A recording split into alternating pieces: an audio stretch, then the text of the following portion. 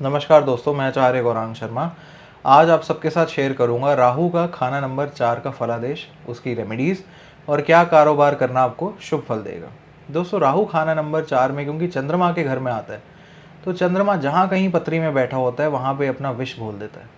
राहु खाना नंबर 4 में आने की वजह से माता के साथ संबंधों में अनबन देता है, और अगर चंद्रमा बहुत ही पीड़ित हो तो माता का जल्दी में या कम उम्र में देहांत हो जाता है।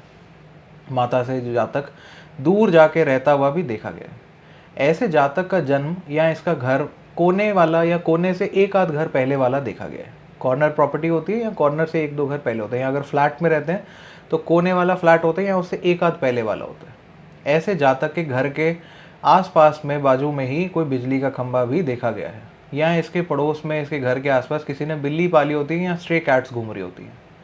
राहु खाना नंबर 4 होने की वजह से जातक का घर बड़ा होता है और सुंदर भी होता है। वो बड़े घर का शौकीन हो जाता है। उसको छोटे छोटे और कम कैपेसिटी वाले घर पसंद नहीं आते। उसको गाड़ी भी बड़ी पसंद आती है क्योंकि ये गाड़ी का भी भाव है। वो छोटी हैचबैक कार्स को ज़्यादा प्रेफरेंस नहीं देता। उसको लग्जरी एसयूवीज़ का शौक हो जाता है। राहु खाना नंबर 4 होने की वजह से ये जो हमारा चेस्ट रीजन है, जो छाती का एरिया, वहाँ पे बर्थ मार्क या तिल भी देता है। राहु खाना नंबर 4 होने की वजह से अगर जातक स्मोकिंग या किसी ऐसी बुरी आदत का शिकार हो जाए तो ये उसे बेहद मंदे असर देता है। ये उसको मानसिक तनाव भी देता है, रात की नींद भी खराब कर देता है, और छाती से संबंधित, लंग से, फेफड़ों से संबंधित रोग भी देता है। साथ ही राहु खाना नंबर 4 के समय अगर अकेला बैठा हो और केतु भी मंदे भाव का हो तो ऐसे जातक के प्रोफेशन में बहुत तब्दीलियां आती हैं। ये बार बार ट्रांसफ़र का या एक प्रोफेशन बंद करके दूसरे प्रोफेशन में जाने का योग भी दिखाता है। ऐसे जातक के पुत्र को भी जीवन में बहुत कष्टों का सामना करता हुआ देखा गया है अगर केतु मंदा हो जाए तो।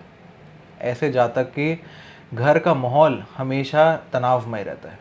जातक को घर में आके दूसरों से लड़ना या घर वालों से लड़ने का शौक होता है। ऐसा जातक ऊंची आवाज़ का प्रयोग करता है घर में। राहु खाना नंबर 4 होने की वजह से जातक को धुआं करना या लुबान आदि जलाना या गोबर के उपले कंडे जलाना घर में भाता है, और वो अपने घर में धुआं धुआं कर लेता है। पर ऐसा करना उसको राहु के मंदे असर देता है। ऐसा उसको नहीं करना चाहिए।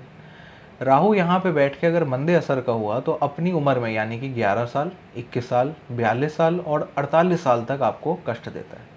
या राहु वर्षफल में जब भी चौथे घर लौटता है, या जब भी राहु गोचर में चौथे घर लौटता है, तो आपके घर में कोई ना कोई इलेक्ट्रॉनिक खराब होने की या बेफिजूल के खर्चे करवाने की भी समस्या ये देता है।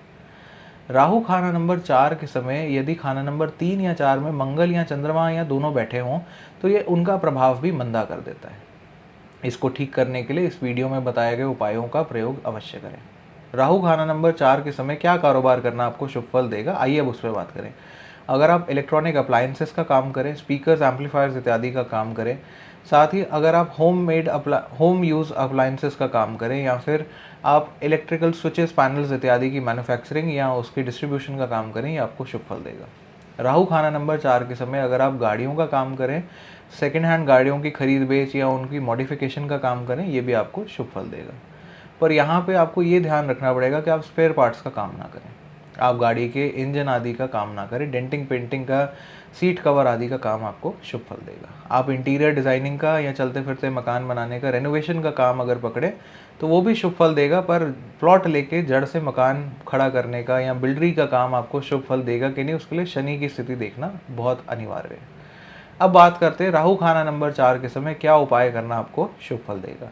दोस्तों, राहु खाना नंबर 4 के समय जातक को यदि अत्यधिक पीड़ा हो तो ऐसे जातक को 400 ग्राम सूखा धनिया चलते पानी में प्रवाह करना चाहिए। ऐसा करना उसको नेक फल देगा।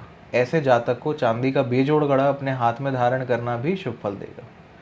ऐसे जातक को कुएं में या जल में दूध गिराना भी शुभ फल देगा। ऐसे जातक को गले में चांदी की भारी हाथ की बनी हुई चेन पहनना भी शुभ फल देगा। आशा करता हूँ ये वीडियो आपको पसंद आया होगा, आपने इससे रिलेट किया होगा। दोस्तों, एक ग्रह के बेसिस पे पूरी कुंडली का एनालिसिस करना वाजिब नहीं है, तो इसलिए मेरी दरख्वास्त ये रहेगी कि अपनी कुंडली का प्रॉपर एनालिसिस करा के ही किसी निष्कर्ष तक पहुँचें और किसी उपाय को अंजाम दें।